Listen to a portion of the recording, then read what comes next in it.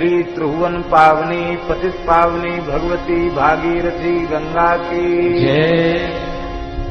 श्री काशी विश्वनाथ भगवान की जय। श्री अन्नपूर्णा महारानी की जय। महर्षि श्री मार्कंडेय जी महाराज की जय। महर्षि श्री जैमिनी जी महाराज की जय। श्री वेदव्यास भगवान की जय। परम पूज्य सद्गुरुदेव श्री पहाड़ी बाबा जी महाराज की जय। परम पूज्य सद्गुरुदेव श्री भक्तमाली जी महाराज की जय। उनके जन्म शताब्दी महामहोत्सव की जय।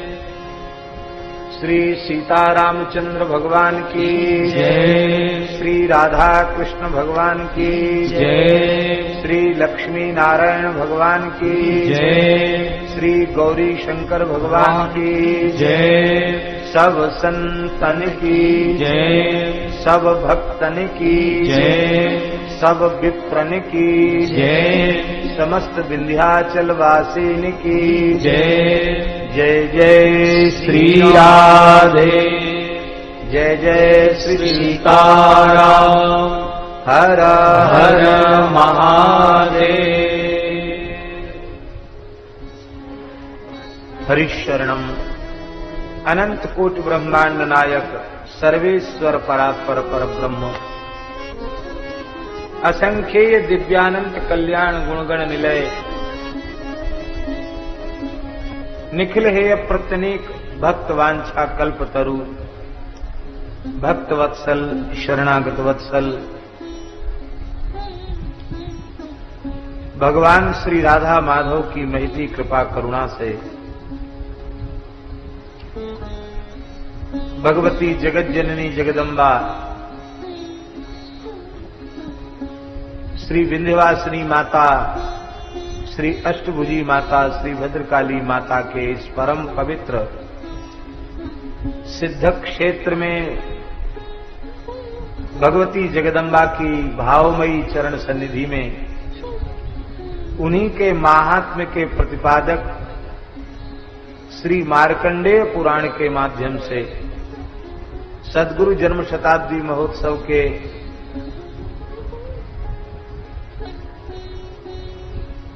एक वर्ष 1.5 वर्ष चलने वाले महोत्सवों की श्रृंखला में विंध्याचल में बैठ करके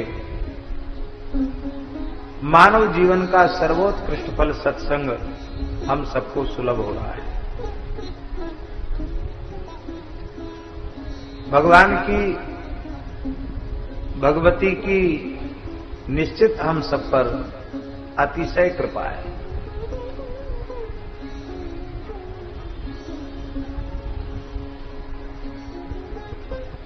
कल आप लोगों ने महर्षि जैमिनी के द्वारा किए गए चारों प्रश्नों का उत्तर श्रवण कर लिया।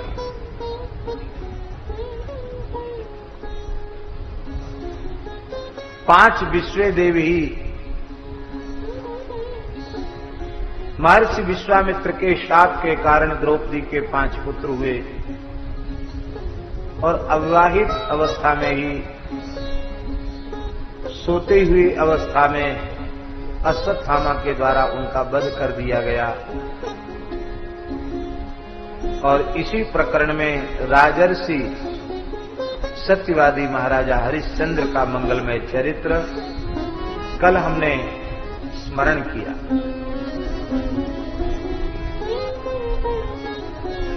आप लोगों ने कल श्रवण किया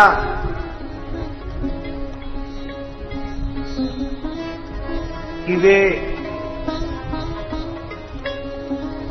अपने धर्माचरण तितिक्षा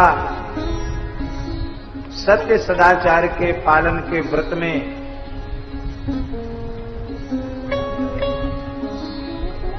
उत्तीर्ण हुए। जितनी कठोर परीक्षा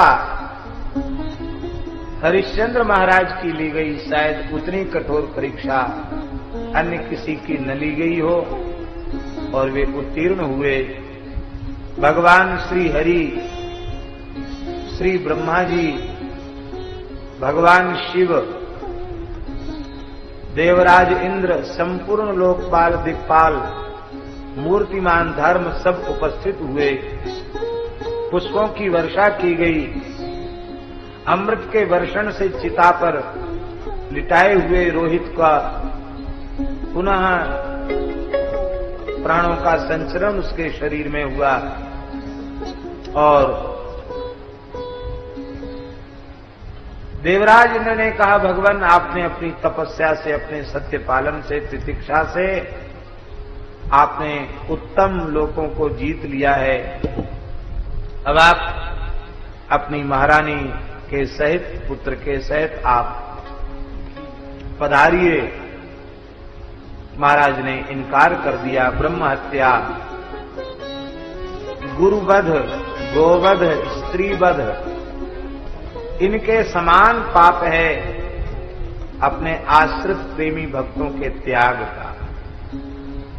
अयोध्यावासी मेरे वियोग में कितने व्याकुल है, मैंने छोड़कर नहीं जा सकता। इंद्र ने समझाया भी कि जीवों के भिन्न भिन्न कर्म होते हैं और उन्हें अपने कर्म फल भोगने के लिए भिन्न भिन्न लोकों में जाना पड़ता है, भिन्न भिन्न शरीरों को प्राप्त करना पड़ता है। यह कैसे संभव है कि जो उत्तम अक्षय लोक आपको प्राप्त हुए हैं, वे ही लोग उन सबको बिना किसी साधन के प्राप्त हो जाएं? ये कैसे संभव है? ये संभव नहीं। महाराज तनिक विचार कीजिए। उस समय श्री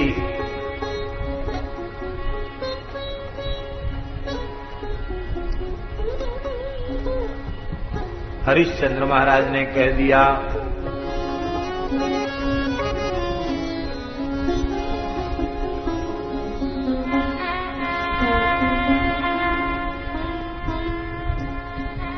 कि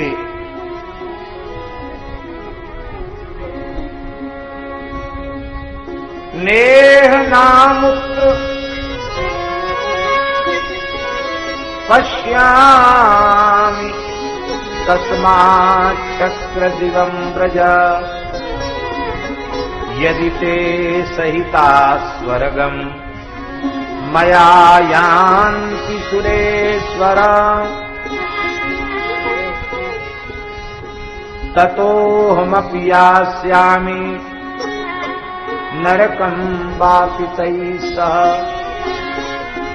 यदि हम स्वर्ग जाएंगे तो अपनी प्रजा के साथ जाएंगे और नरक जाना होगा तो भी उसके साथ जाएंगे। प्रजा के साथ रहना पड़े तो नरक में भी रह लेंगे और प्रजा हमारी न हो तो अपनी प्राण प्यारी प्रजा को त्याग कर हमें स्वर्ग में भी नहीं जाना। सबने कहा, महाराज आपका धर्माचरण इतना उच्च कोटि का है कि यह अत्यंत दुर्लभ बात है, लेकिन फिर भी यह पूरी होगी। और विमान कोटि संबद्धम स्वर्ग लोकान महीतलम गत्वा योध्या जन्म प्राह दिव मारुयताम इति। करोड़ों करोड़ों विमान श्री अयोध्या जी में प्रकट हो गए और श्री सरयू जी के जल का स्पर्श करके विमानों में बैठ करके अयोध्यावासी महाराज के साथ अक्षय लोकों में गए। रोहिताश्व को गद्दी पर बिठाया गया और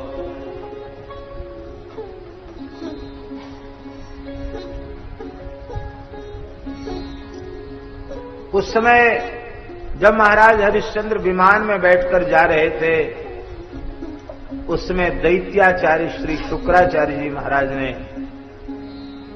उनकी उस गरिमा महिमा का दर्शन करके भाव में भर के कुछ श्लोकों का गान किया। ये सब कल हो चुका है, लेकिन कुछ लोग इसको सुनने से वंचित रह गए थे, जो अपने घरों में बैठकर सुन रहे हैं वो वंचित रह गए थे, इसलिए संक्षिप्त रूप से उनका हम स्मरण करा रहे हैं।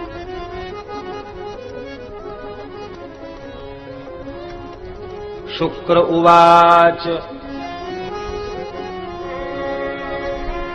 हरिश्चंद्र समो राजा न भूतो न भविष्यति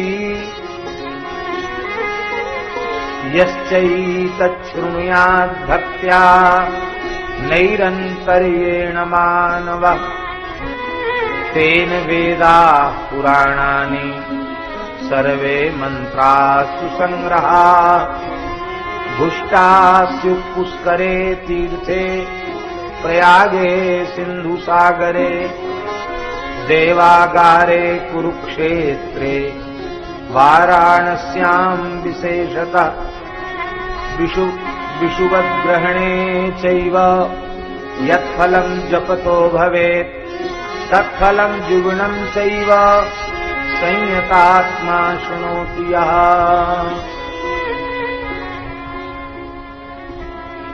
जो श्रद्धा पूर्वक महाराज सत्यवादी हरिश्चंद्र का चरित्र सुनता है, संपूर्ण वेद संपूर्ण पुराण उनके पारायण का पुण्य उसे प्राप्त हो जाता है।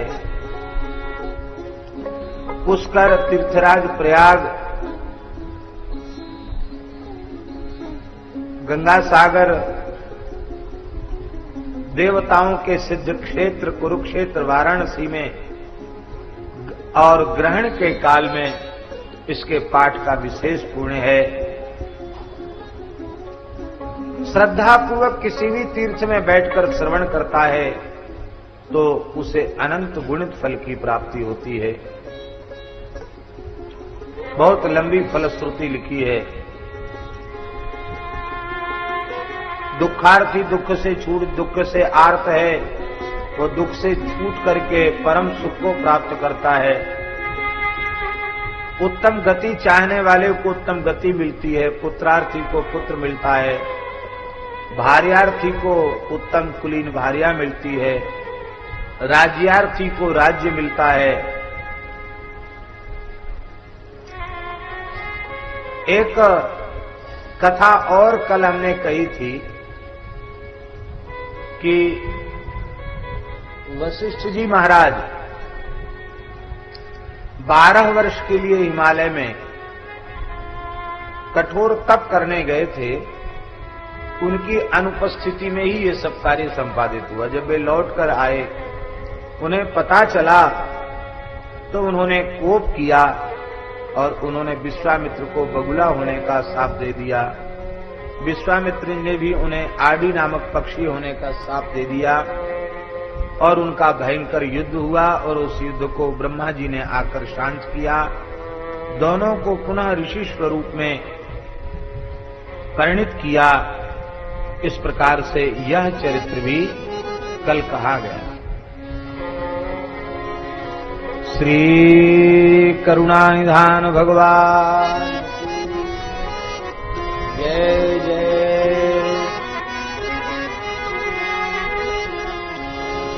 श्री राम जय राम जय जय राम।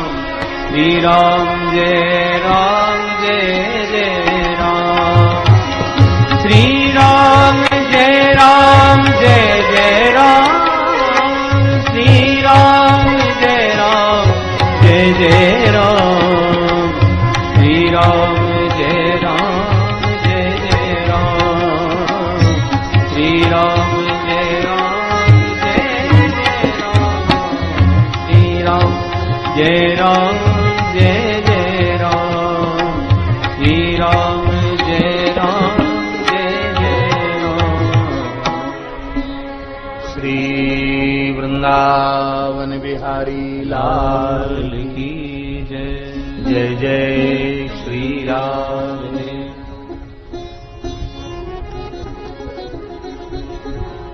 अब जैमिनी जी महाराज उन ज्ञान विज्ञान संपन्न पक्षियों से एक और प्रश्न कर रहे हैं। चारों प्रश्नों का समाधान हो चुका है। हम लोग बड़े भाग्यशाली हैं। हमारे पूज्य गुरुदेव जिनका जन्म शताब्दी महोत्सव चल रहा है, उनके छोटे गुरु भ्राता हम सबके परम पूज्य श्री करुणा निधान वाले महाराज जी कृपा करके विराजमान हैं। अखिल भारतीय चतुर्थ संप्रदाय के श्री महंत परम पूज्य श्री फुल्लोल बिहारी दास जी महाराज भी विराजमान हैं एवं पूज्य स्वामी जी महाराज भी विराजमान हैं। इन सब महापुरुषों का हम लोगों को दर्शन हो रहा है, ये सौभाग्य की बात है। समय से आप का आशीर्वाद भी हम लोगों को प्राप्त होगा। तो हम लोग सावधान होकर के आगे के चरित्र का श्रवण करें।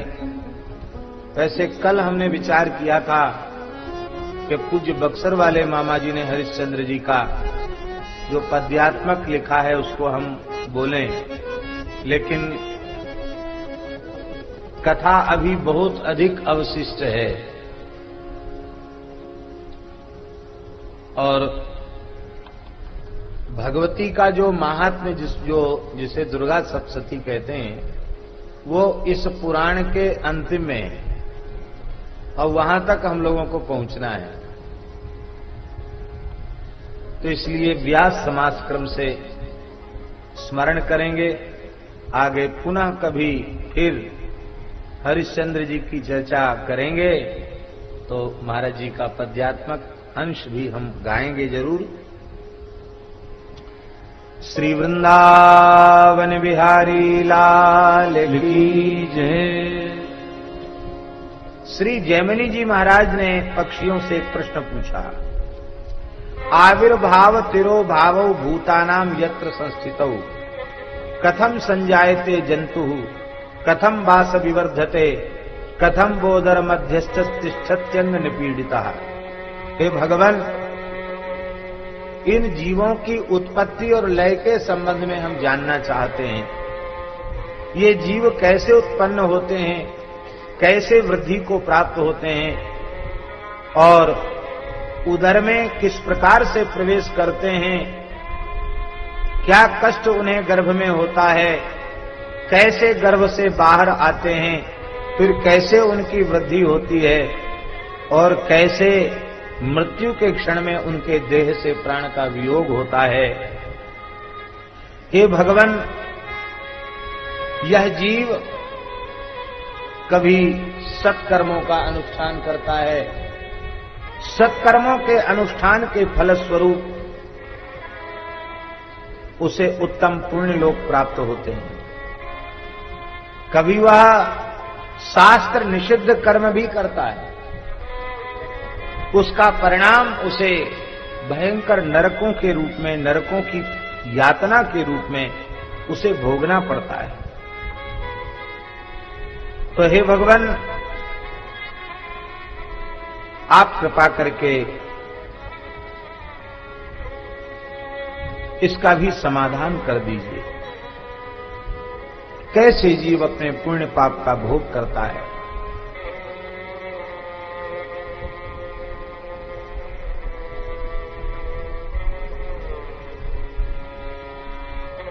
तदेतत् परमं गुह्यम यत्र मुह्यन्ति जंतवः। महर्षि जैमिनी का कहना है ये विषय इतना गुह्य है कि प्रायः लोग इसके संबंध में मोहित बने रहते हैं। ज्ञानवान पढ़े लिखे लोग भी मोहित बने रहते हैं, ठीक ठीक उनका समाधान नहीं होता है।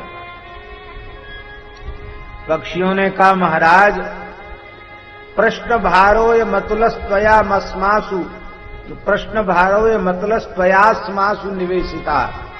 आप लोगों ने इतने भारी प्रश्न का भार हमारे ऊपर डाल दिया है कि उसका उत्तर देना बहुत कठिन है,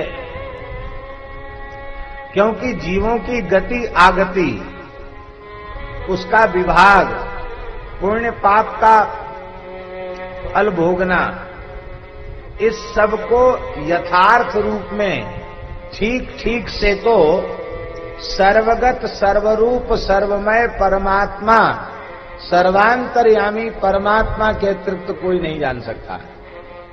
क्योंकि वह भगवान सर्वज्ञ और सर्ववित हैं।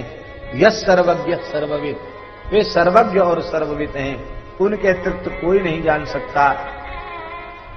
किंतु फिर भी आपने पूछा है तो हम यथामति यथा ज्ञान आपको निवेदन कर रहे हैं। हे महाराज, हे महर्षि, एक पिता पुत्र के संवाद के रूप में हम आपके प्रश्न का समाधान कर रहे हैं। पुत्रः परम धर्मात्मा सुमतिर्नाम नामता। सुमति नाम का एक परम धर्मात्मा ऋषि कुमार था। भृगुवंशी एक महान ऋषि का वह पुत्र था। भृगुवंशी ब्राह्मण था।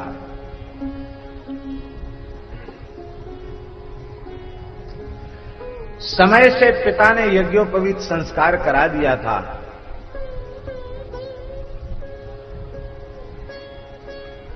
लेकिन कृतोपनयनम शांतम सुमतिम जड़ रूपिणम, उपनयन संस्कार के बाद भी वह जड़ था, कुछ नहीं, न किसी की सुनना और न किसी से बोलना, न कुछ समझना और न ही कुछ इशारा करना, एकदम जड़ भरत के समान। ये महान योगी था, महान सिद्ध था, लेकिन इस प्रकार का अभिनय वह जानबूझकर कर रहा था, क्योंकि पौराणिक आख्यानों में गुण प्रकट करना ही जीव के बंधन का हेतु है, यह सिद्धांत 4 महापुरुषों की समझ में आया।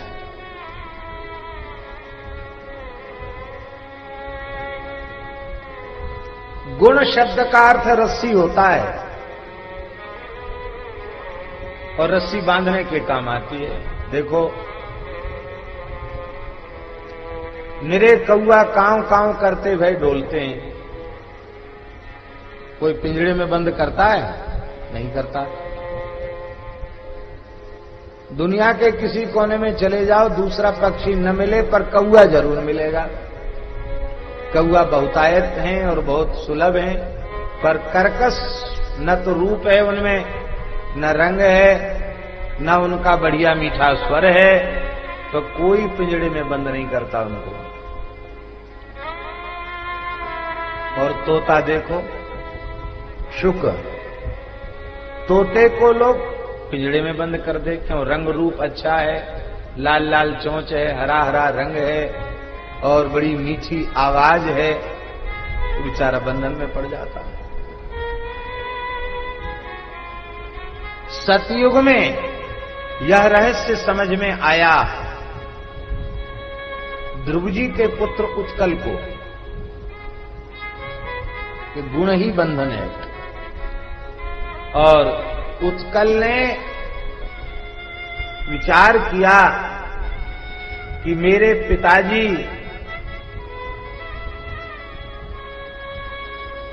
इतने भाग्यशाली हैं कि उन्होंने 5 वर्ष की आयु में 6 महीने की अल्प अवधि में भगवान का साक्षात्कार प्राप्त कर लिया। अब मैं उनका पुत्र होकर यदि राज्य के बंधन में फंस गया, भोगों के चक्र में फंस गया, तो मेरा यह मानव जन्म व्यर्थ हो जाएगा। अब ध्रुव जी तो चले गए जंगल में तपस्या करने, अंतिम भगवत धाम जाने के लिए। अब मैं ज्येष्ठ पुत्र हूं, मुझे ही राजा बनाया जाएगा, तब क्या करूं? तो परम शास्त्रज्ञ वेदज्ञ होते हुए भी, परम विद्वान बुद्धिमान गुणवान होते हुए भी राजकुमार उत्कल ने अपने आप को जड़ प्रमाणित कर दिया। अंधे की तरह, बहरे की तरह, गूंगे की तरह, जड़ की तरह, मूर्ख की तरह वो व्यवहार करते, न किसी की बात सुनते न समझते। अरे कोई पागल हो गया हो तो उसकी चिकित्सा संभव है, और पागल तो है नहीं पर नाटक कर रहा है तो उसकी चिकित्सा कहां से संभव होगी। लोगों ने बहुत उपाय किया कि ठीक हो जाए राजकुमार, लेकिन देखा कि अरे ये तो कुछ नहीं, एकदम पिशाचग्रस्त के समान हो गया, ये अब किसी काम का नहीं है, ये सिंहासन के योग्य नहीं है। परिवार के लोगों ने, मंत्रियों ने उपेक्षा कर दी, धीरे से आप खिसक गए, चले गए और आपने तपस्या किया, भगवान की उपासना किया, संपूर्ण चराचर में भगवान का साक्षात्कार कर लिया, ऐसा भागवत जी में लिखा है। इन्होंने जहां तप किया, भगवत साक्षात्कार प्राप्त किया, वह स्थान है उत्कल प्रदेश, जिसे उड़ीसा कहते हैं। पुरुषोत्तम क्षेत्र में इन्होंने ब्रह्म सायुज्य प्राप्त किया। दूसरे महापुरुष हुए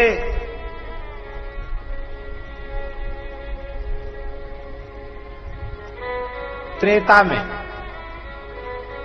राजर्षि सगर के पुत्र असमंजस। ये भी महान योगी, महान सिद्ध थे, इनको भी लगा कि हमको लोग फंसा देंगे, एक बार तो फंसा ही चुके हैं। असमंजस का विवाह हो चुका था, एक पुत्र का जन्म भी हो चुका था, अंशुमान। आप सावधान हो गए कि अभी तो फंसे ही हैं और लंबा चौड़ा नाती पोते वाला विस्तार हो जाएगा। यदि इस कर्म के जाल में हम फंस गए तो निकलना मुश्किल होगा। तो असमंजस जी ने तो और विलक्षण काम किया, ये पागल की तरह घूमते रहते, जड़ की तरह, उन्मत्त की तरह, और तो और छोटे छोटे बच्चों को पकड़ के ले जाते सरयू जी के किनारे, ऐसी टांग झुला के फेंक देते सरयू जी में। वो बेचारे बालक गुप गुप करके डूब जाते सरयू जी में, तो आप बहुत हंसते, प्रसन्न होते। लोगों ने त्राही त्राही किया महाराज सगर के दरबार में, महाराज आप अपनी प्रजा का पुत्र के समान पालन करते हैं, वो आपके ही राजकुमार जिन्हें आप युवराज बनाने वाले हैं, ये राजकुमार न जाने कितनी माताओं की गोद सूनी कर चुके हैं, सरयू जी में डुबा देते हैं बालकों को। महाराज ने समझाया ऐसा मत करो, तुम्हारी बुद्धि को क्या हो गया, तुम बहुत अच्छे थे, पागल कैसे हो गए, ऐसा क्यों करते हो। पर ये बोलते भी कुछ नहीं, सुनते रहते बस। फिर ऐसा ही किया उन्होंने। अब फिर किसी बच्चों को उठा के पटक दिया जी सरयू जी में। अब तो महाराज सगर इतने रुष्ट हो गए, बोले बस तुम्हें दंड यही है कि कभी जीवन में अपना मुंह मत दिखाना, निकल जाओ अयोध्या की सीमा के बाद। यही तो चाहते थे। वे भी जीवन मुक्त महान योगी हो गए असमंजस, ये त्रेता में।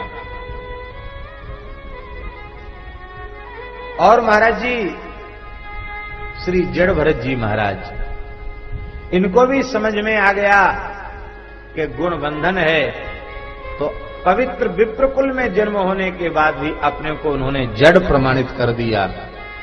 जड़ भरत जी का चरित्र आप सब जानते ही हैं। ये 3 महापुरुष, और पौराणिक आख्यान में ये चौथे महापुरुष हैं। मार्कंडेय पुराण में जिनका बहुत विस्तृत संवाद है, इनका नाम है महात्मा सुमति। इनको भी ये बात समझ में आ गई कि यदि संसार से बचना है तो अपने को गुणहीन प्रमाणित करना पड़ेगा। देखो एक बात है, संसार के लायक जब तक हम बने रहेंगे तब तक संसार हमें छोड़ने वाला नहीं है। मरते होंगे ना अस्पताल में, वहां भी लोग मरते समय बयान लेने पहुंच जाएंगे, कोई जमीन जायदाद के संबंध में, सोने चांदी के संबंध में। मरते हुए आदमी का भी अंगूठा लगवाने लोग चले जाएं। क्यों? अभी वो हमारे लायक है। आप संसार के लायक बने रहिए तो मरते समय तक भी लोग आपका पिंड नहीं छोड़ेंगे। ये नहीं सोचेंगे बेचारा मर रहा है, इसको भगवान का नाम सुनाया जाए, भगवान शालिग्राम का चरणामृत गंगाजल तुलसी जल मुख में दिया जाए, गीता जी सुनाई जाए, विष्णु सहस्त्र नाम सुनाया जाए, ये सुनाकर इसको सदगति दिलाई जाए, ये लोग विचार नहीं करेंगे। अपने स्वार्थ की सिद्धि के लिए मरणासन्न व्यक्ति के निकट भी पहुंच जाएंगे। इसलिए संसार ने हमें नहीं बांध रखा है, हम अपनी अहंता ममता के कारण ही संसार में बंधे हुए हैं। हमको किसी ने नहीं पकड़ रखा है, हमने ही पकड़ रखा है। घर को, मकान को, दुकान को, सबको हमने ही पकड़ रखा है। सो माया बस भयो गुसाई, बंध्यो कीर मरकट की नाई। कितना अद्भुत दृष्टांत दिया है तुलसीदास जी महाराज ने, बंध्यो कीर मरकट की नाई। स्वयं बंध गया।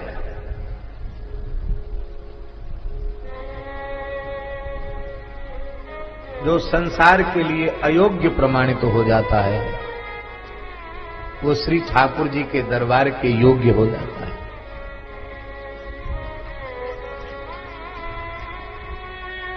संसार के लायक बने रहोगे तो भगवान के दरबार में नालायक कहलाओगे, और संसार की दृष्टि में नालायक, वैसे नालायक नहीं उटपटांग काम करने वाले। संसार के लोग जब समझ लेंगे कि इस मनुष्य से मेरी कोई स्वार्थ सिद्धि होने वाली नहीं है, फिर बिना किसी साधन के भी तुम्हारा संसार छूट जाएगा। भगवान की चर्चा करना ये तो बहुत अच्छी बात है। कथा कहें अरु अर्थ विचारें, आप करें और अनको उतारें। निष्काम भाव से, निर्लोभ भाव से भगवत भागवत चरित्रों का स्मरण कोई करे तो कहने वाले का भी कल्याण होता है और सुनने वाले का भी कल्याण होता है। लेकिन एक बात हम निवेदन कर रहे हैं, ये प्रवचन करना भी एक गुण है, और इस गुण के कारण हम आपके बंधन में हैं।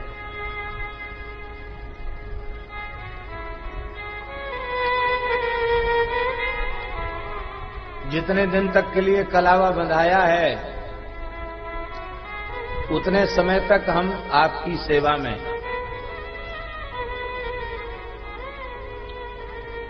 गुण बंधन है,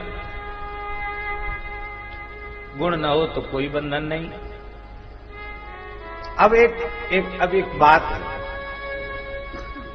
इन चार महापुरुषों के जैसा वैराग्य हमारे भीतर नहीं है, जिनकी चर्चा हम कर चुके हैं। जड़ भरत सब नहीं बन सकते, तो दुर्गुणों से तो बचना है और गुणों का संग्रह करना है, और गुण बंधन कारक हैं। तब हम क्या करें? गुणवान भी हों और गुणों के बंधन से भी मुक्त हो जाएं। ये इस प्रश्न का समाधान हम लोगों के लिए जरूरी है, क्योंकि उतना वैराग्य तो है नहीं। अब क्या करें? तो उसका समाधान ये है कि इन गुणों को भगवान के चरणों में, भगवती के चरणों में समर्पित कर दें। ध्यान में आई बात है।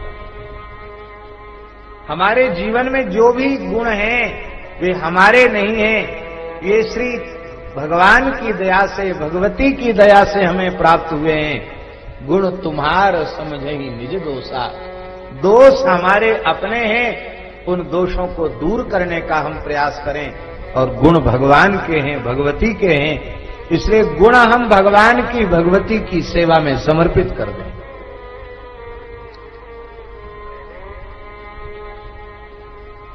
अब ये गुण है, लेकिन यदि यह गुण भगवान की सेवा में समर्पित है तो बंधन कारक नहीं है। ये संगीत बहुत बड़ा गुण है।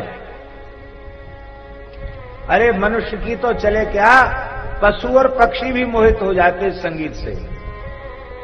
सर्प झूमने लग जाता है, हिरन समाधिस्थ हो जाता है, वीणा का स्वर सुन करके।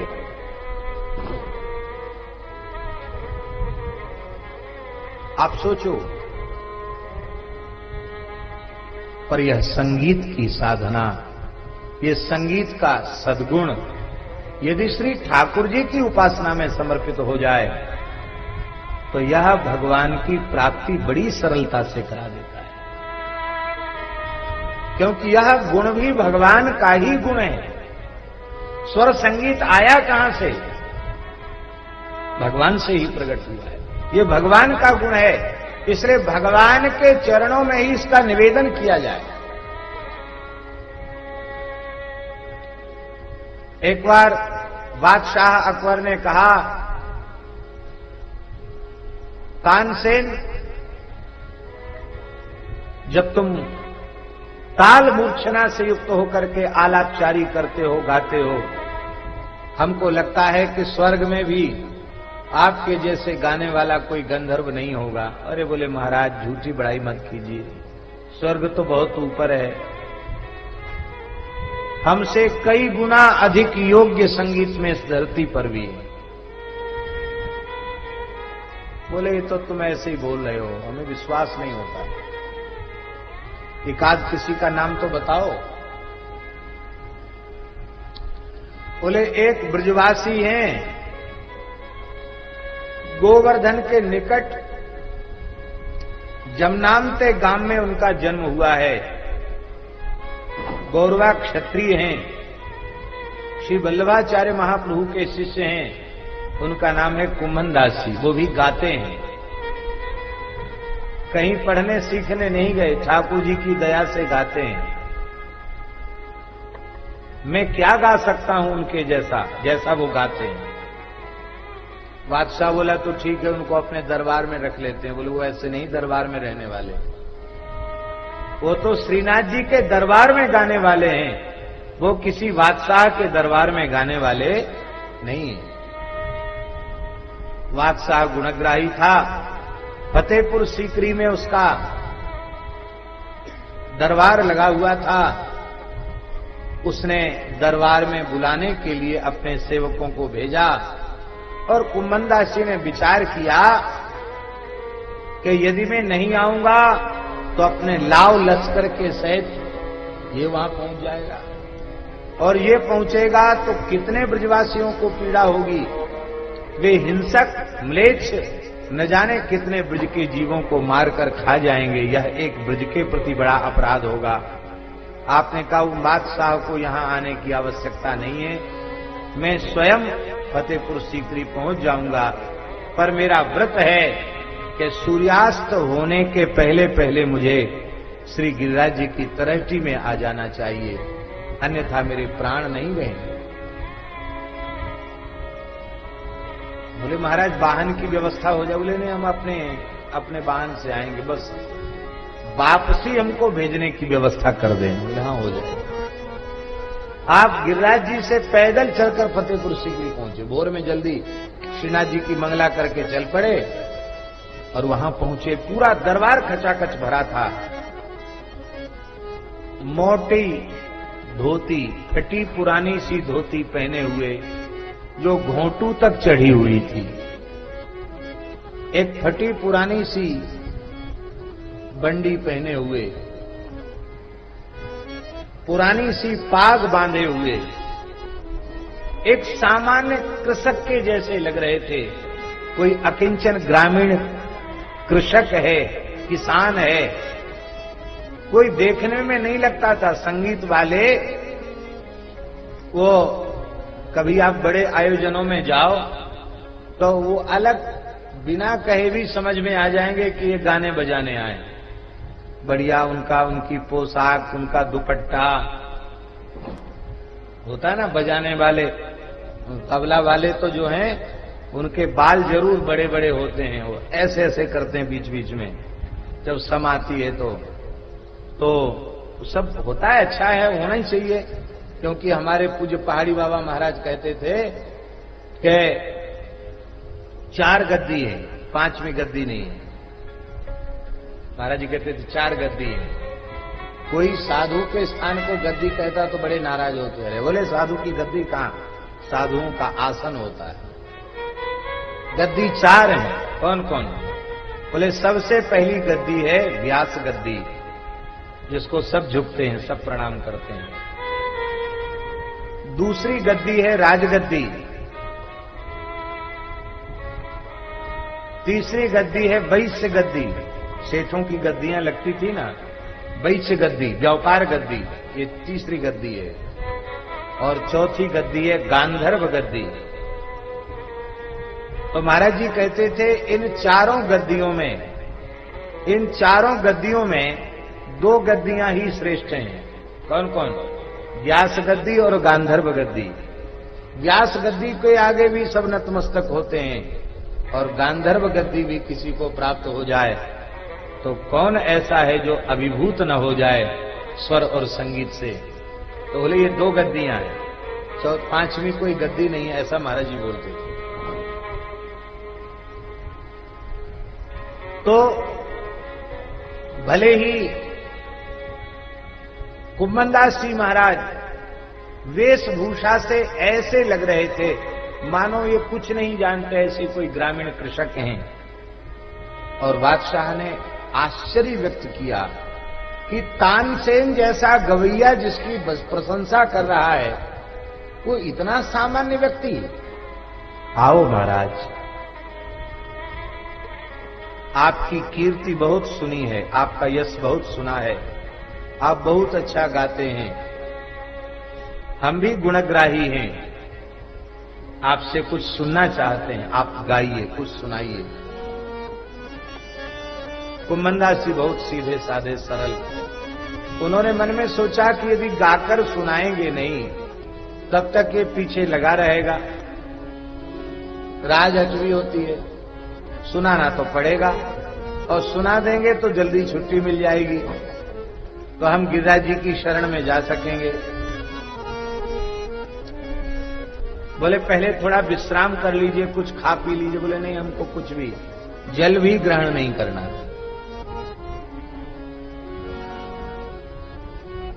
तो ठीक है, आप सुनाइए। राग रसोई पागड़ी बनत बनत बन जाए, हमेशा नहीं बनती है चीजें। पगड़ी भी कभी कभी बढ़िया बनती है, रसोई भी कभी कभी बहुत अच्छी बन जाती है, और राग भी 100 बार गाया हो, कई बार बिगड़ेगा तो ऐसा बिगड़ेगा कि बस एक स्वर बिगड़ गया, बस गया काम से।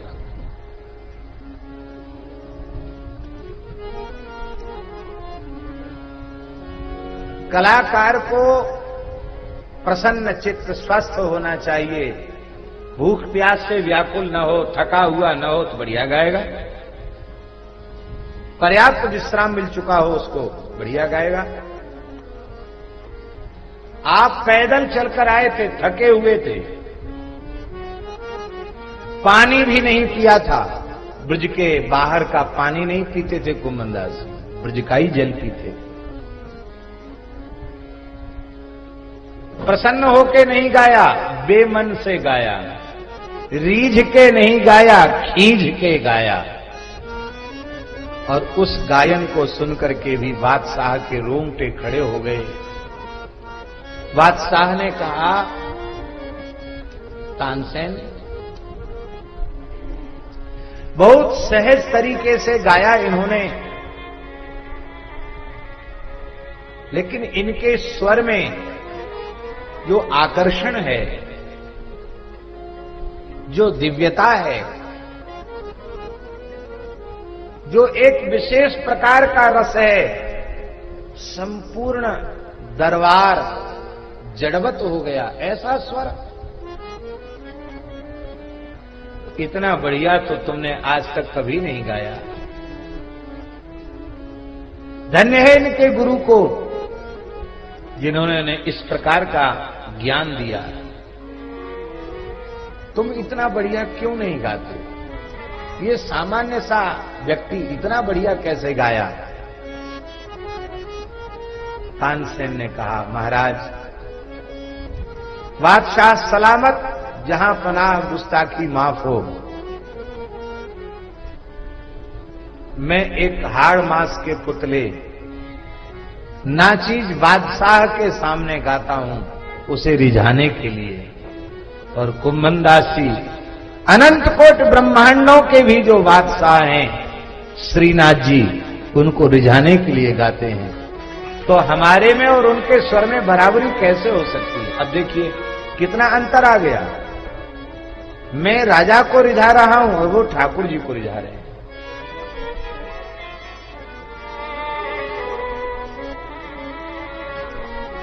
भगत को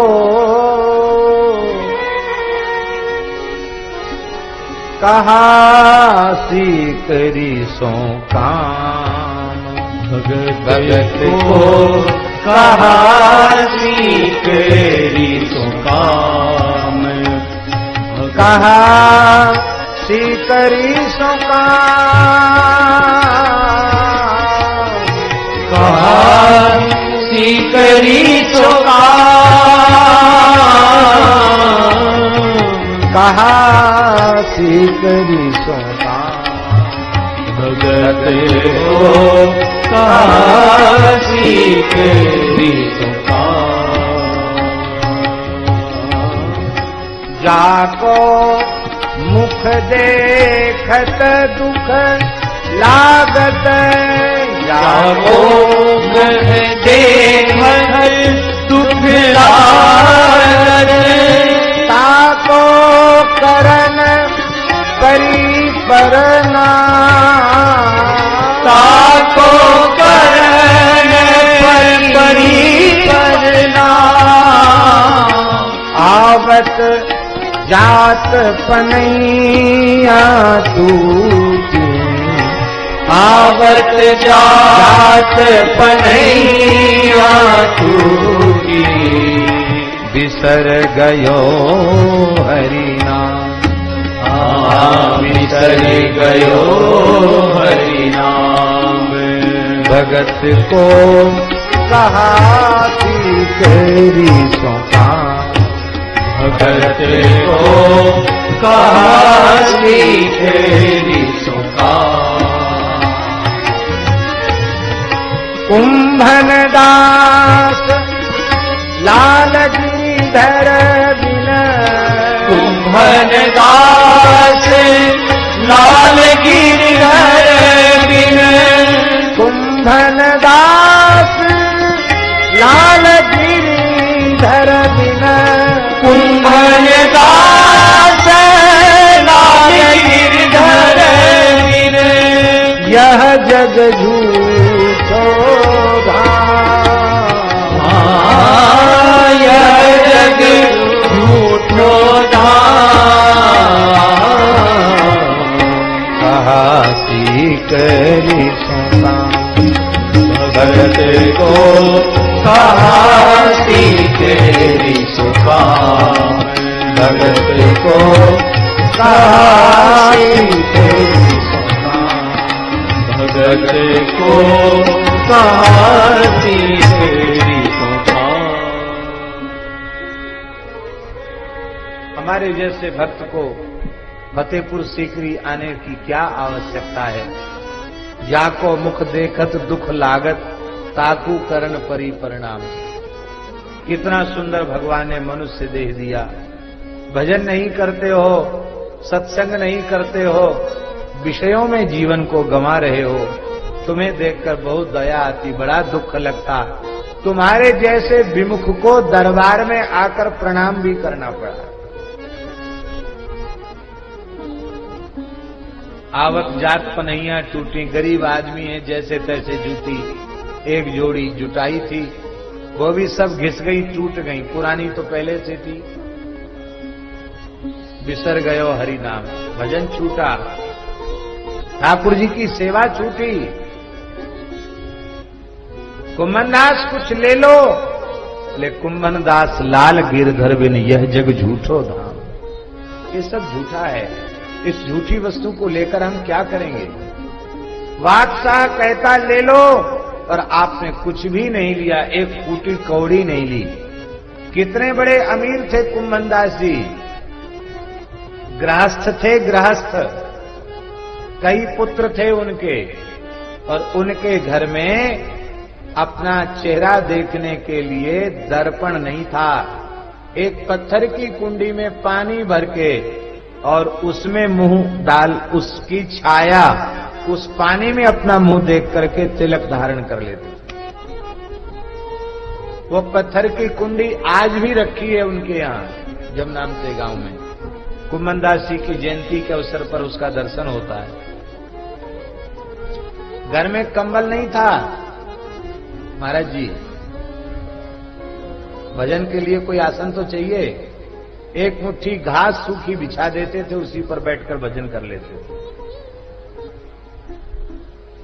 ऐसे अकिंचन कुम्मनदास जी ने फूटी कौड़ी नहीं ली। आहा, ऐसे भक्तों को भगवान प्राप्त होते हैं। हमारे पूज्य श्री खाद चौक वाले महाराज जी ने, पहाड़ी बाबा ने एक घटना सुनाई थी।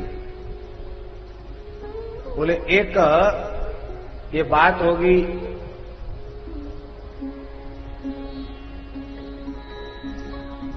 सन 33-34 की बात होगी महाराज जी, 1933 या 34 की बात होगी। तो महाराज जी कहते थे सन 1932 में हम खाद चौक की गद्दी पर बैठ गए थे, महंत बन गए थे 1932 में। महाराज कहते हमको सन संबत याद नहीं रहती, इसलिए याद है क्योंकि उस समय वृंदावन में अखाड़े और पुराने स्थान मिलाकर 32 महंत थे। कितने महंत थे? 32 व्यवहार दिए थे महामारी महंताई में, बोले इसलिए याद है हमको।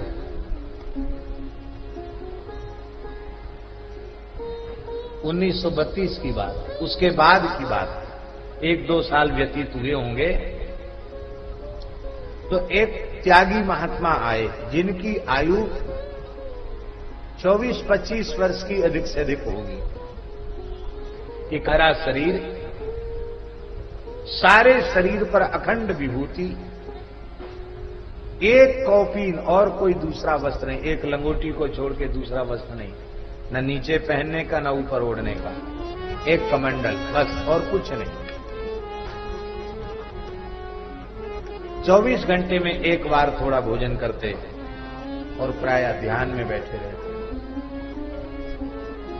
बोले हम तो यही समझा कि महात्मा मौनी है, बोलते नहीं। एक दिन भोर में यमुना स्नान करने गए, जगन्नाथ घाट के पास की बात। यमुना जी में गोता लगाने गए, ठीक 4 बजे का समय था और अगहन का महीना था। अगहन में ठंड पड़ने लग जाती है और वो युवा संत यमुना जी के भीतर प्रवेश किए और उन्होंने आलाप लेकर के गाया। केवल एक पंक्ति गाई, न कोई तारवाद्य न कोई तालवाद्य, केवल कंठ के स्वर से ही गाया। क्या गाया? अकेली जनी जइयो राधे यमुना के तीर। बस इतनी ही पंक्ति गाई, अकेली, बहुत विलंबित में गाई। अकेली जिन जइयो राधे श्री यमुना के तीर। भैरव में गाया, भैरव का स्वर लेकर के, भैरव के स्वर में उन्होंने गाया ये। तो महाराज जी कहते मैंने स्वर का चमत्कार देखा, जो कपड़ा निचोड़ रहा था वो ऐसे रह गया, जो गोता लगाया वो उठ के ऊपर नहीं आ पाया। जितनी देर तक वो महात्मा गाए तब तक चेतन जड़ और जड़ चेतन हो गए। ये विलक्षण। और बस इसी पंक्ति को गाकर वो तो झटपट चल पड़े। हम तो पहचान गए कि अपने स्थान में ही तो आसन है। 2-3 महीना हो गए उनको रहते रहते। हम तो सोचते थे बोलते इतना बढ़िया गाते हैं। तो संगीत से महाराज को भी प्रेम था, तो महाराज जी ने उनको आग्रह करके एकांत में पूछा, ये विलक्षण स्वर आपको कहां से मिला? ये एकदम राग के विशुद्धतम स्वर आप लगा रहे हो, ये कैसे? इतना बढ़िया कैसे गाया आपने? तो उन्होंने कहा, जब आप पूछ ही रहे हैं तो मैं आपको बताता हूं। मैं बद्रिकाश्रम क्षेत्र का हूं, पहाड़ का हूं, गढ़वाल क्षेत्र का हूं। ब्राह्मण कुल में हमारा जन्म हुआ और कोई पूर्व जन्म का संस्कार था, हमको गाने का बहुत शौक था, बचपन से ही गाता रहता था। तो एक बार हमारे घर में मेरे माता पिता ने पिटाई करके कहा कि बस जब देखो तब आ करता रहता है, कोई काम नहीं, धंधा नहीं, पढ़ना नहीं, लिखना नहीं, निकल जा घर से। तो हमको इतना दुख हुआ कि अब हम गाते गाते मर जाएंगे। तो बोले हम ये देवप्रयाग के पास की बात है। तो कहते एकांत में गंगा जी के धार के निकट बैठ गए और मुंह पर कपड़ा डाल लिया और कपड़ा डाल करके ऐसे ही, सीखे तो कहीं थे ही नहीं, ऐसे ही आ करके गाना शुरू किया, इस संकल्प के साथ कि जब तक शरीर में तनिक भी प्राण है तब तक गाते रहेंगे, गाते गाते मर जाएंगे, कुछ खाएंगे पिएंगे। तो कहते 3 दिन तक गाते रह गए, 3 दिन 3 रात तक। स्वर एकदम क्षीण हो गया, तालु सूख गया, लगता अब प्राण तो हो जाएगा, लेकिन फिर भी चेतना थी, हम गाते रह गए। तब तक मैंने देखा तीसरे दिन मेरे नेत्रों के सामने प्रकाश छा गया, मेरा वस्त्र किसी महानुभाव ने हटा दिया और मैंने नेत्र खोले तो साक्षात भगवती वीणा पाणी शारदा का दर्शन हो गया, सरस्वती का दर्शन हो गया। बोले बेटा तुम्हारे स्वर के प्रेम से मैं प्रसन्न होकर आई हूं, क्या चाहिए? बोले बस मैं गाना चाहता हूं, और गाना भी केवल भगवान के लिए गाना चाहता हूं, संसार को नहीं सुनाना चाहता। बोले सरस्वती जी ने मेरे सिर पे हाथ रखकर कहा, समस्त राग रागनी के सहित, ताल स्वर के सहित संपूर्ण गांधर्व वेद तुम्हारे हृदय में, कंठ में स्थित हो जाएगा। और मैं तब से गाता नहीं हूं, कहीं जंगल में एकांत में जब हमारा मन करता है तो मैं गाता हूं, अन्यथा मौन रहता हूं। और महाराज जी कहते कि उस महात्मा ने कहा कि मैं जो पंक्ति गाता हूं उसके अनुसार वह लीला मेरे सामने प्रकट हो जाती है। यह है गायन का प्रभाव। अकेली जनी जई और राधे यमुना जी के तीर, तो वो दृश्य प्रकट हो गया सामने। ये तो हम निवेदन यह कर रहे हैं कि इतना बड़ा गुण, और यह गुण यदि भगवान की सेवा में समर्पित कर दिया जाए तो यह गुण भगवान की प्रसन्नता का साधन बन जाएगा। इसलिए हमारे जीवन में कथनचित कोई गुण है, वह गुण हम भगवान के चरणों में अर्पित कर दें, और उस गुण को अपना गुण न माने, उसे अपनी विशेषता न माने, उसे भगवान की कृपा माने, तो इससे हमें कभी अहंकार नहीं होगा। अहंकार ही अपराध कराता है, अहंकार ही मनुष्य के पतन का कारण बनता है। देखो, बैंक का कैशियर करोड़ों रुपए का लेन देन करता है कि नहीं करता है, लेकिन करोड़पति अरबपति होने का अहंकार बिल्कुल नहीं करता। क्यों नहीं करता? क्योंकि वो जानता है कि जो जमा राशि है वो हमारी नहीं है, हिसाब किताब में भी कुछ गड़बड़ी हो जाएगी तो हमें हिसाब तो पूरा करना पड़ेगा, अपनी गांठ से लगा करके भी हिसाब पूरा करना पड़ेगा, नहीं नौकरी से निकाल दिए जाएंगे। जैसे बैंक का कैशियर करोड़ों का व्यवहार करता हुआ भी अपने को करोड़पति नहीं मानता, क्योंकि वह उस धन को अपना नहीं मानता। ऐसे ही हम अपने जीवन में कोई हमारे भीतर विशेष गुण है, कोई कला है, कोई विद्या है, उसे हम भगवान की मान लें तो हमें कभी अहंकार नहीं होगा। चाहे जितना धन हो जाए, चाहे जितना ज्ञान हो जाए, चाहे जितनी विद्या हो जाए, चाहे जैसी कला प्राप्त हो जाए, हम उसे भगवान का मानेंगे तो हमारे जीवन में कभी अहंकार नहीं आएगा।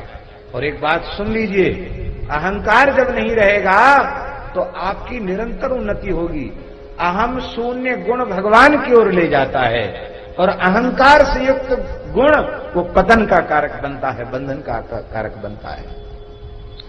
जिस गुण में अहंकार की दुर्गंध आवेगी, वह गुण भला भगवान की सेवा में समर्पित करने योग्य कैसे हो सकता है?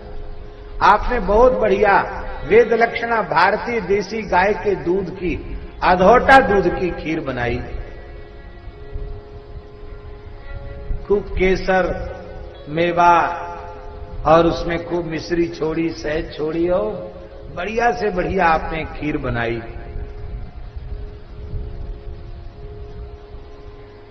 और थोड़ा मिट्टी का तेल उसमें गिर गया,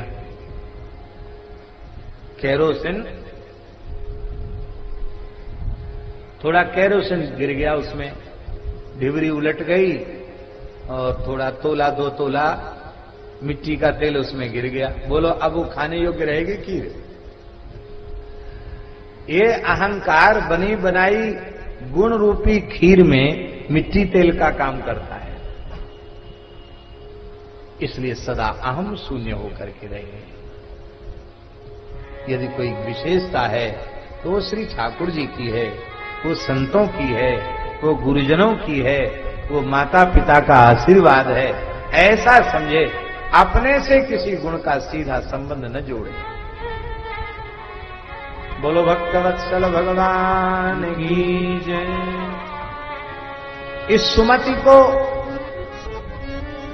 यह बात पता चल चुकी थी कि गुण ही बंधन कारक है।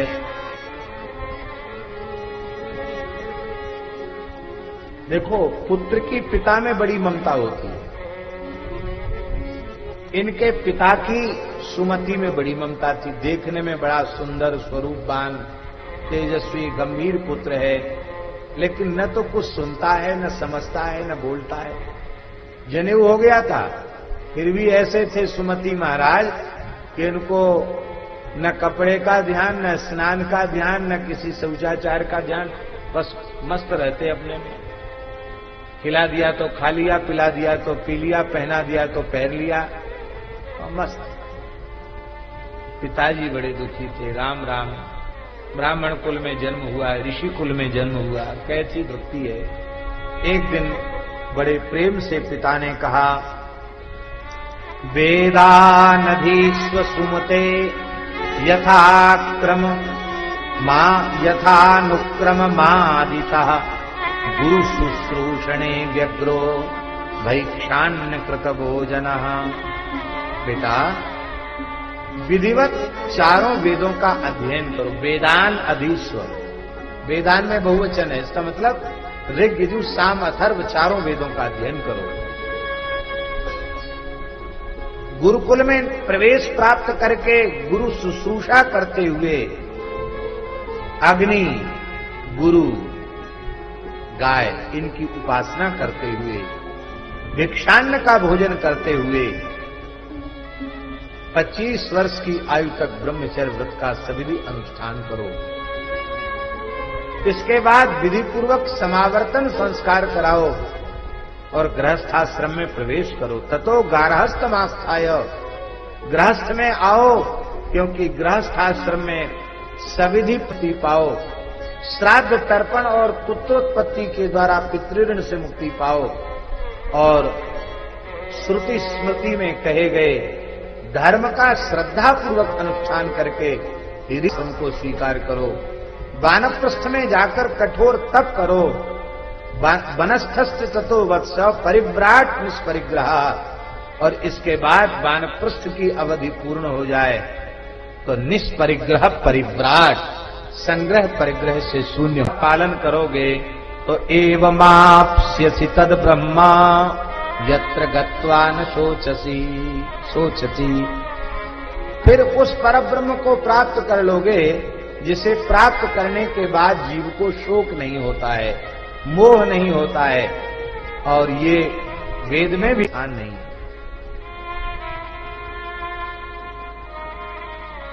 महाराज जी यहां लिखा है दक्षिण ऊंचू इत्ते, लंबा लंबा व्याख्यान देते पिताजी, लेकिन वो सुनते नहीं, समझते ही नहीं, चुप रहते। पुनः पुनः। पिता भी अधिक प्रेम होने के कारण, पुत्र में ममता आसक्ति होने के कारण बार बार ऐसा है, कुछ सुनता नहीं, समझता नहीं, बोलता नहीं। एक दिन की बात है, सुमति ने विचार किया कि इतने महान वैदिक धर्म का पालन करने वाले ऋषि हैं मेरे पिता, लेकिन आसक्ति के बंधन को अभी भी नहीं काट पाए हैं। ये पुत्र के प्रति पुत्र के भाव से जो मुझ में आसक्ति कर रहे हैं, और इस आसक्ति के कारण ही इन्हें महान पीड़ा का अनुभव करना पड़ रहा है, महान कष्ट का, दुख का अनुभव करना पड़ रहा है। क्यों ना मैं अपने पिता को कुछ आज बोल ही दूं, क्योंकि पिता को दुखी करना ठीक नहीं है। यह शरीर धर्म अर्थ काम मोक्ष चतुर्विध पुरुषार्थ की सिद्धि का साधन है, और इसकी प्राप्ति में पिता की महत्वपूर्ण भूमिका। महात्मा सुमति, नाम तो सुमति और अभिनय कर रहे हैं जड़मती का है। ऐसे सुमति, जिस प्रवृत्ति धर्म का आप मुझे उपदेश दे रहे हैं, इसका अभ्यास मैंने अनेकों बार किया है। मैं उसकी गिनती नहीं बता सकता आपको कितनी बार इसका अभ्यास मैंने, सब घोट के पी गए षडंग वेद को। सारी कलाओं का, महाराज जी सुमति कह रहे, संसार की जितनी कलाएं सब मुझे आती हैं। शिल्प शास्त्र का भी मैंने अभ्यास किया है, बढ़िया से बढ़िया कारीगरी भी कर सकता हूं। नामयुतम साग्रम मम स्मृति पथंगतम उत्पन्न ज्ञान बोधस्य वेदै किम में प्रयोजनम। महात्मा सुमति बोले कि मुझे अपने 10,000 से भी कुछ अधिक जन्मों का स्मरण, और बस उसी को याद कर करके मैं विरक्त हो गया हूं। मैंने समझ लिया है इस देहाध्यास को, देह में जो आत्मबुद्धि हो रही है, अनात्मा में जो आत्मा की बुद्धि हो रही है, इसका नाश किए बिना, इससे ऊपर उठे बिना जीव का कल्याण संभव नहीं है। ये बात मेरी समझ में आ चुकी है। हे पिताजी, मैंने कौन सा ऐसा दुख है जो न भोगा हो, और कौन सा ऐसा सुख है जो मैंने न भोगा हो। न जाने कितनी बार क्षय और वृद्धि, उदय और अस्त, इसका अनुभव मुझे हुआ है। और पिताजी, मुझे अब ज्ञान प्राप्त हो चुका है,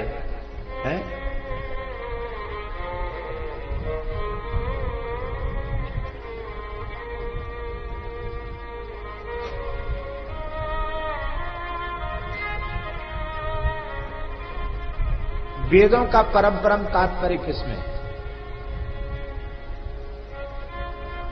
वेदों का परम तात्पर्य उपनिषद में है, जहां ब्रह्म विद्या का निरूपक जो भाग है वेद का, ब्रह्म विद्या के निरूपक भाग में वेदों का परम तात्पर्य है। और ब्रह्मसूत्र, उपनिषद और गीता, इन सबका तात्पर्य किसमें है? वेदांत वेद्यम विभुम। भगवान वेदांत वेद्य है। वो कहती है, श्रृणु सखी कौतुक में कम नंद निकेतांगणे मया दृष्टम। अरे सखी, एक कौतुक में तुम्हें सुना रही हूं, तुम सुनो। मैंने नंद के आंगन में क्या देखा? श्रृणु सखी कौतुक में कम नंद निकेतांगणे मया दृष्टम।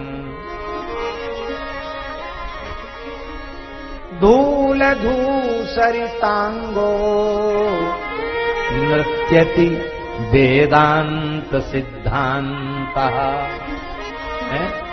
धूल से धूसरित होकर के वेदांत का सिद्धांत नाच रहा है, ये कौतुक मैंने नंद महल में देखा है।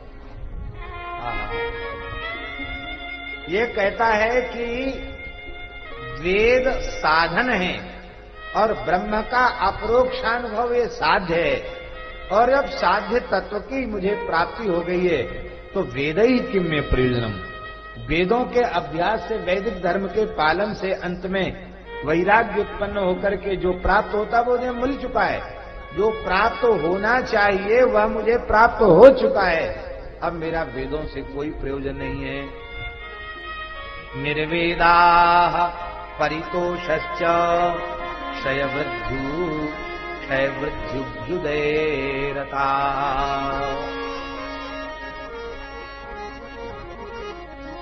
अनेक बार शत्रु मित्र इनसे मिलाप और इनसे वियोग हुआ है हमारा। न जाने कितने माता पिता हमने देखे हैं, हजारों दुखों का अनुभव किया है, सुख भी खूब अनुभव किए हैं। हे पिताजी, बिणमूत्र पिच्छले स्त्रीणाम तथा कोष्ठे मयोसितम पीडाश्च सुवृशम प्राप्ता रोगाणांच सहस्रशः। न जाने कितनी स्त्रियों के गर्भाशय में जो विष्ठा और मूत्र से सना हुआ है, ऐसे कृमि युक्त अत्यंत दुर्गंधित गर्भाशय में न जाने कितनी बार मुझे गर्भवास की पीड़ा का अनुभव करना पड़ा। न जाने कैसे कैसे असाध्य रोगों का अनुभव करना पड़ा। गर्भ के दुखों का अनुभव मैंने किया, जन्म के दुख का अनुभव किया। जन्मत मरत दुसह दुख हुई, वो अनुभव किया। बाल्यावस्था के दुख का भी अनुभव किया, युवावस्था के दुख का अनुभव किया, वृद्धावस्था के भी दुख का अनुभव किया। एक बार दो बार नहीं, 10,000 से ज्यादा जन्मों की तो याद आ गई है मुझे। अब विचार कीजिए कितनी बार मैं अनुभव कर चुका हूं। मैं ब्राह्मण कुल में भी पैदा हुआ, क्षत्रिय कुल में भी पैदा हुआ, वैश्य और शूद्र योनियों में भी मेरा जन्म हुआ।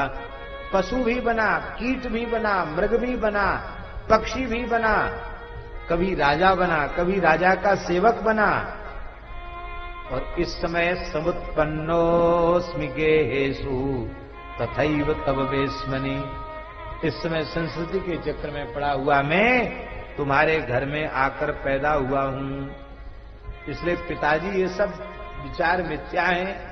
मैं अमुक हूं, मैं तमुक हूं, ये सब भृत्यताम दासताम चैव गतोस्मि बहुसो नृणाम। न जाने कितने का भृत्य बना, कितने का दास बना, कितने का स्वामी बना, कितने का ईश्वर बना। कभी बहुत धनाढ्य बना तो कभी दरिद्रत्वम तथागता। दरिद्रत्व का मैं भी अनुभव किया। कितनी बार मैं मारा गया और कितनी बार मैंने दूसरों को मारा, कितनी बार उन्होंने मुझे मारा। कौन कौन से व्रत हैं जो मैंने नहीं किए हैं, कौन कौन से यज्ञ हैं जो मैंने नहीं किए हैं,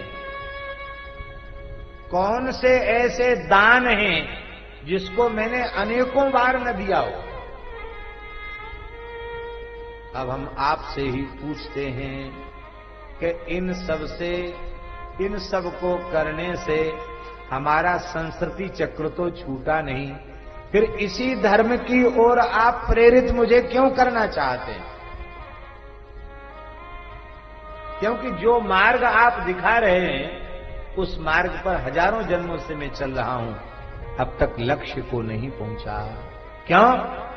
क्योंकि भगवान शंकराचार्य कह रहे हैं, कुरुते गंगा सागर गमनम, कुरुते गंगा सागर गमनम, कुरुते गंगा सागर गमनम, कुरुते गंगा सागर गमनम, व्रत परिपालन मथवा दानम, व्रत परिपालन मथवा दानम, ज्ञान विहीना सर्वमतेना ज्ञान विहीना सर्वमतेना मुक्तिं न भजति जन्म शतेना मुक्तिं न भवति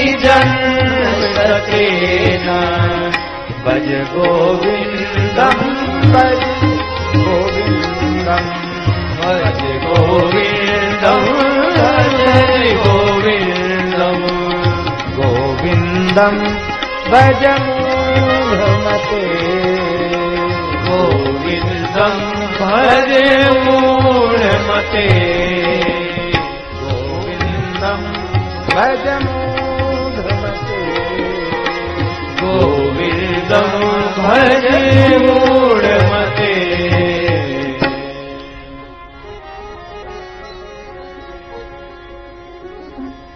अर्थ पंचक का बोध केवल पढ़ने लिखने के रूप में नहीं, अर्थ पंचक का तत्व हृदयंगम होना चाहिए। अपने को जाने पहचाने बिना, अपने को समझे बिना जीव संस्कृति के चक्र से कैसे छूटेगा।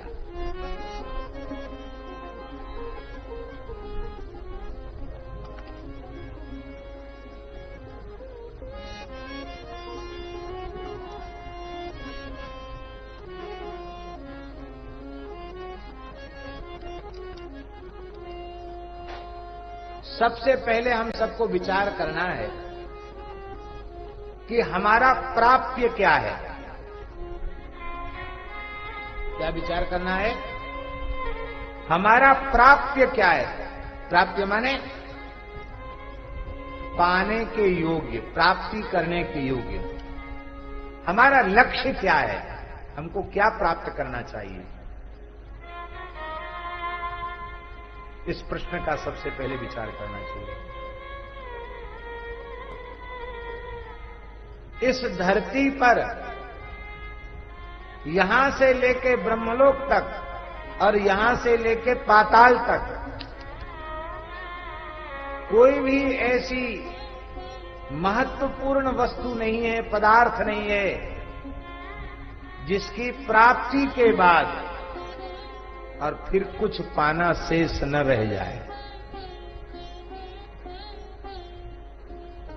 इस ब्रह्मांड के किसी भी अतिशय दुर्लभ और महत्वपूर्ण वस्तु की प्राप्ति के बाद भी, पदार्थ की प्राप्ति के बाद भी प्राप्ति की कामना बनी रह जाती है। इसलिए जिसे पाने के बाद और पाना शेष रह जाए, उसको प्राप्त करने से क्या प्रयोजन? जिसको प्राप्त करने के बाद फिर कुछ भी पाना शेष न रहे, उसी को प्राप्त करना है। और वो क्या है? वो है भगवान के चरण कमल, वो है भगवती के चरण कमल। इनको प्राप्त करने के बाद फिर कुछ पाना शेष रहेगा नहीं।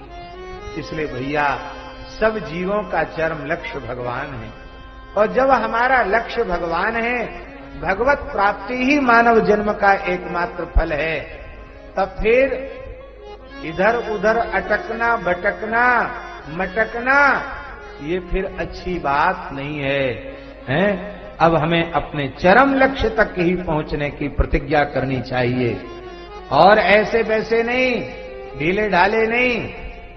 देहम वा पातेयम, कार्यम वा साधेयम, ऐसी प्रतिज्ञा करके और तीव्र भक्ति योग का आश्रय लेकर के भगवान की प्राप्ति के पथ पर अग्रसर होना चाहिए। वो कैसे होगा? बोले, जो भगवान की प्राप्ति के पथ के पथिक हैं, ऐसे महात्माओं का संग करोगे तो तुम अपने आप भगवान की ओर आगे बढ़ जाओगे। ये पहला प्रश्न है। प्राप्य क्या है? प्राप्य भगवान है, पर ब्रह्म प्राप्य है, भगवान प्राप्य है। दूसरा, प्राप्ता कौन है? प्राप्ता माने प्राप्ति करने वाला। प्राप्य परमात्मा है और प्राप्ता जीव है। तो जीव का स्वरूप क्या है? ये जो हमारे अनुभव में आ रहा है, जिससे हमारा संसार का व्यवहार चल रहा है, वो हमारा स्वरूप नहीं है। क्योंकि जो हमारे व्यवहार में आ रहा है, जो हमारे अनुभव में आ रहा है, वो परिवर्तनशील है। किंतु जो हमारा स्वरूप है वह तो कभी भी बिगड़ने वाला नहीं है। वो क्या है? ईश्वर अंश जीव अविनाशी, ईश्वर अंश जीव अविनाशी, चेतन अमल सहज सुख राशि, चेतन अमल सहज सुख राशि, सो माया बस भयो गुसाई, सो माया बस भयो गोसाई, बंधो कीर मरकत की बंधो कीर मरकत की नामी। हम अपने स्वरूप को भूले क्यों? जब तक उस स्वरूप की स्मृति नहीं होगी, हा? उसको हम कहेंगे स्वरूपावस्थान। जब तक हमारी स्वस्वरूप में अवस्थिति नहीं होगी, तब तक ये चक्र छूटने वाला नहीं है, इस दुख से छुटकारा होने वाला नहीं है। भैया, तो स्वरूप की विस्मृति हुई कैसे? ये अपना स्वरूप हमें भूला कैसे?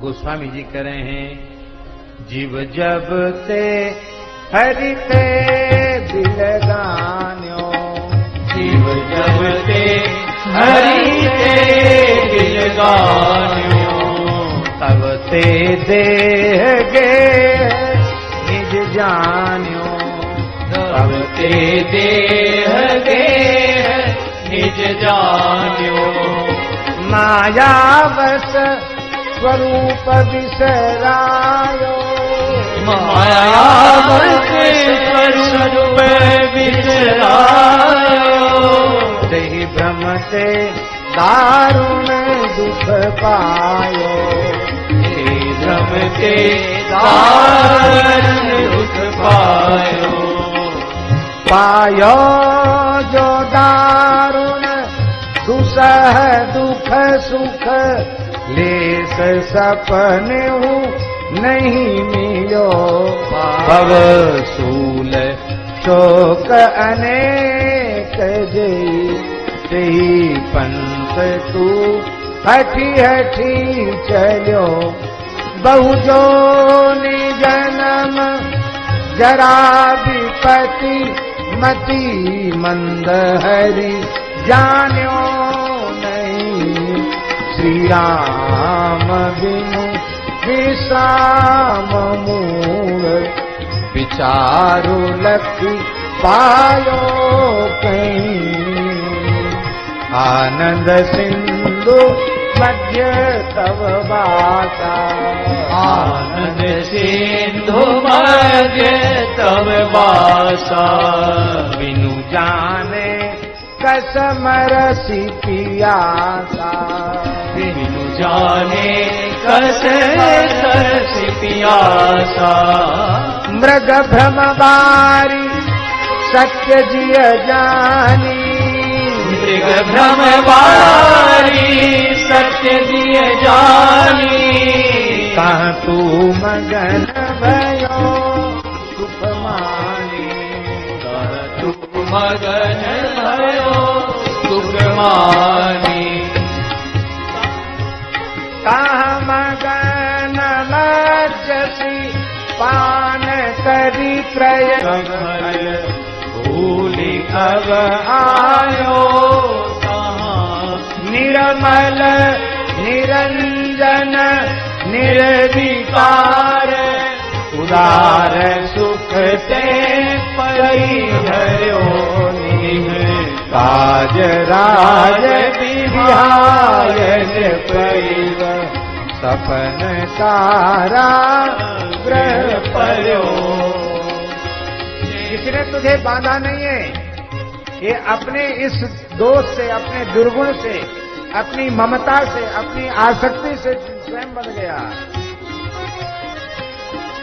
तै निज कर्म डोरी दृढ़ कीनी, तै निज कर्म डोरी दृढ़ कीनी, अपने करनी गांठ गई दीनी, अपने करनी गांठी गई दीनी, ताते परबस पर्यो अभागे, ताते परबस पर्यो अभागे, साफल गर्भ पास दुख आगे, साफल गर्भ वास दुख आगे, आगे अनेक समूह संस्कृत, उदर गत जान्यो सो, सिर हेठ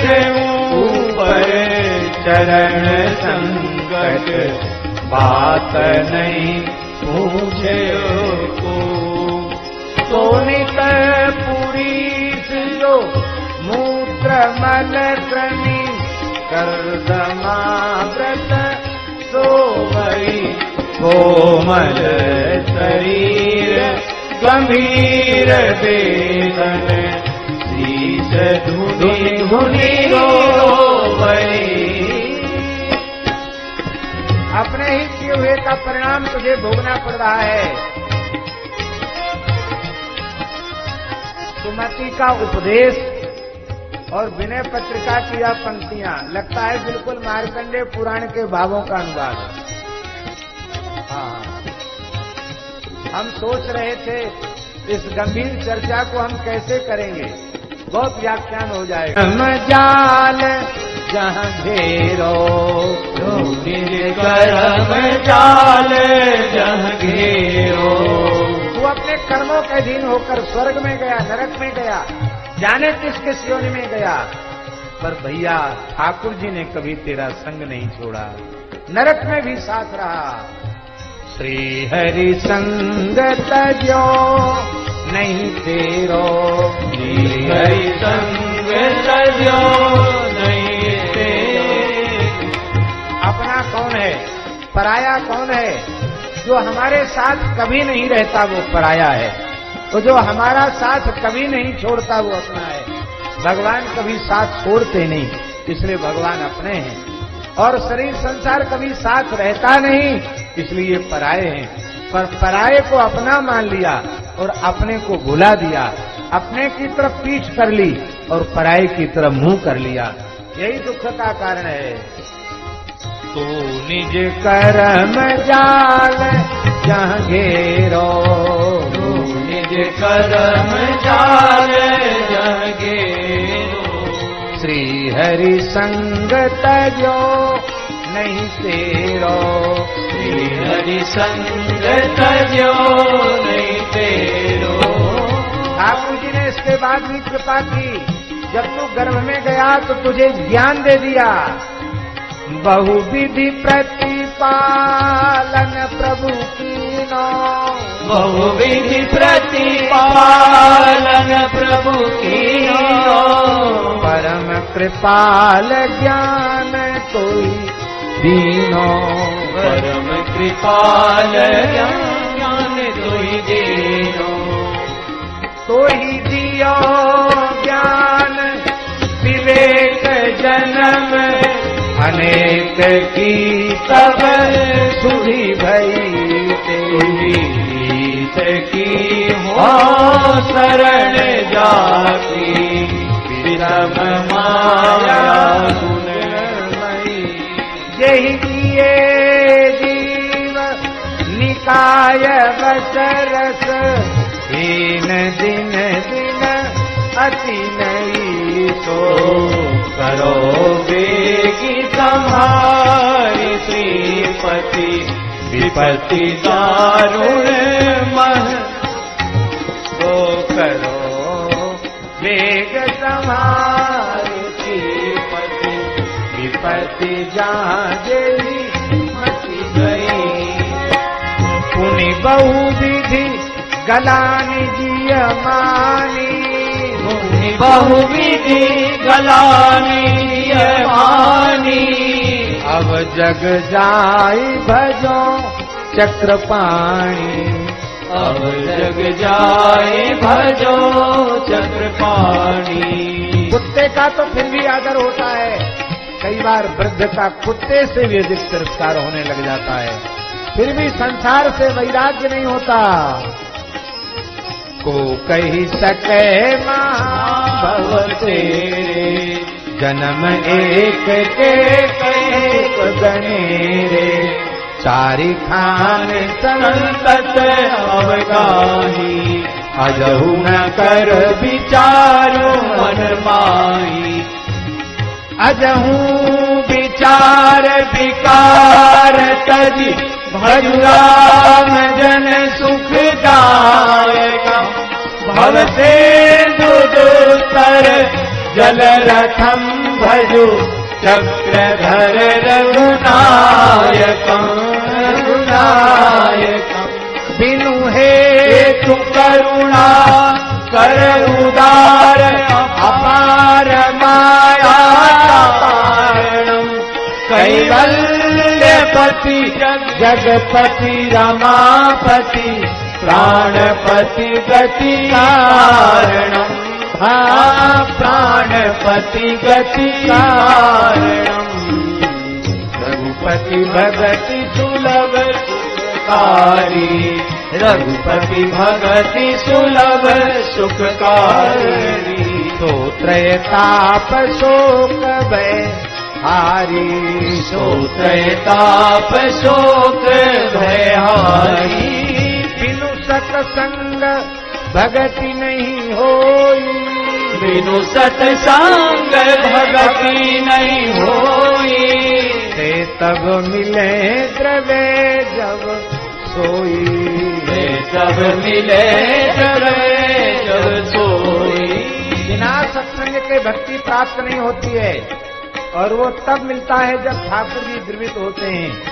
आज परान्मा भगवती विजयवासिनी माता हम सब पर बहुत द्रवित हो गई हैं, तब हम लोगों को मानव जीवन का दुर्लभ फल सत्संग श्री मार्कंडेय पुराण कथामृत के रूप में उपलब्ध हो रहा है।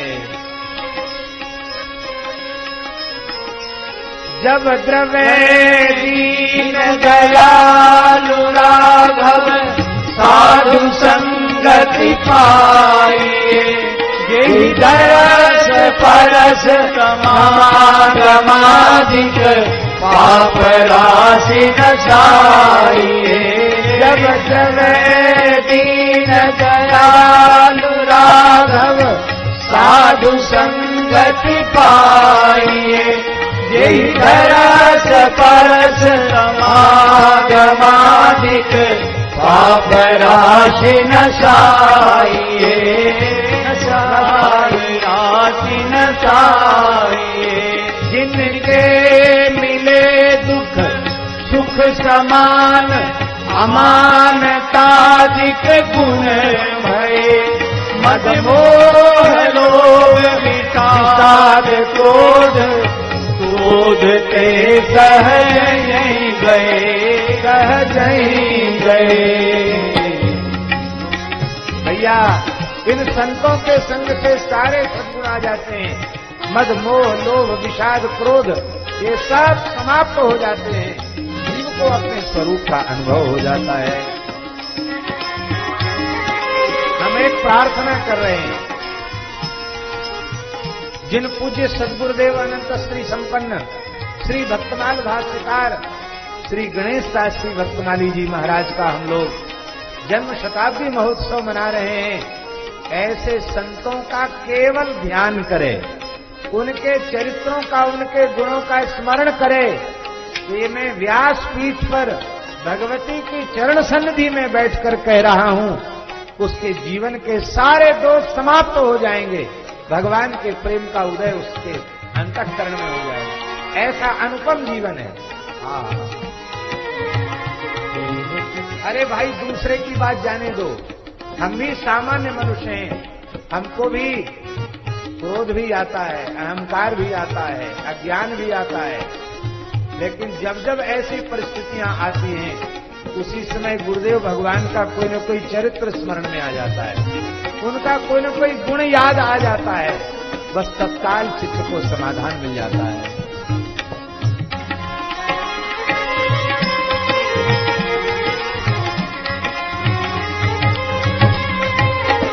द्वैत ही दुख का कारण है। भगवान से भिन्न दृष्टि रखना यही दुख का कारण है। यही संस्कृति के चक्र में पड़े रहने का कारण है। और ये द्वैत का दुख कैसे दूर होगा?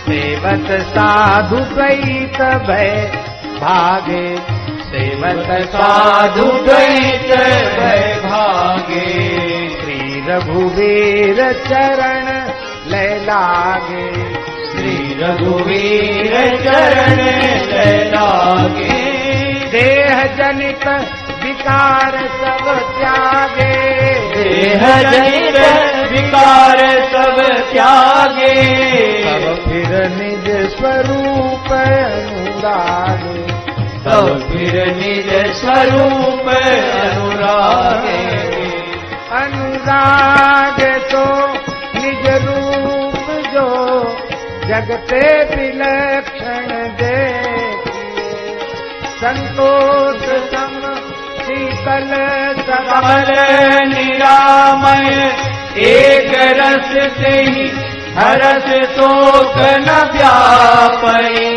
त्रैलोक पावन सदा जाति दया है भई, जाति दशा है भई।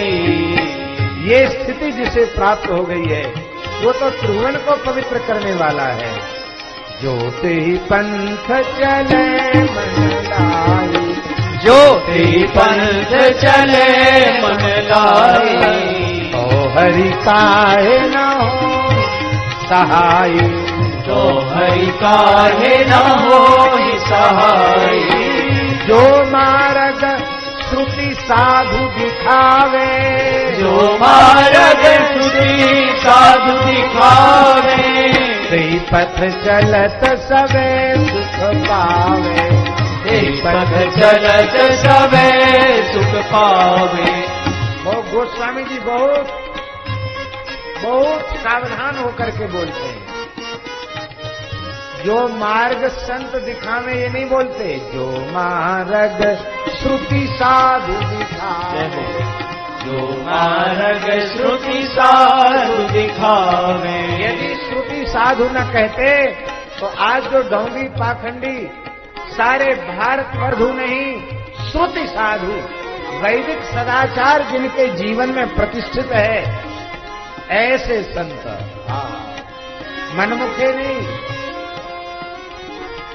वैदिक सदाचार संपन्न धर्मनिष्ठ कर्मनिष्ठ महात्मा, जो मार्ग श्रुति साधु दिखावे, जो मत सबे सुख पावे, पावे सदा सुख हरि कृपा संसार आशा, तजी रहे सपने हूँ नहीं सुख, द्वैत दर्शन बात कोटि को कहे, बात कोटिक कहे द्विज देव गुरु हरि संत बिनु संसार पार न पाए यह जानी तुलसीदास दास हरण रमापति आइए त्रास हरण